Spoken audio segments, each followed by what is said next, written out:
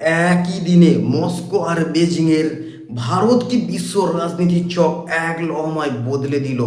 পশ্চিমী বিশ্ব যা ভাবতেও পারেনি ঠিক সেটাই কি ঘটিয়ে ফেলল দিল্লি।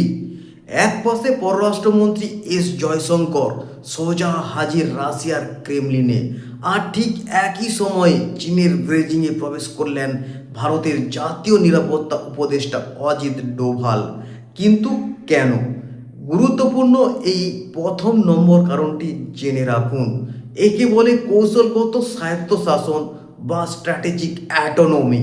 রাশিয়ার সাথে কম দামে জ্বালানি তেল এবং সার সরবরাহ নিশ্চিত রাখা, পাশাপাশি ব্রিক্স সম্মেলনকে শক্তিশালী করাই জয়শঙ্করের মস্কো সফরের মূল উদ্দেশ্য।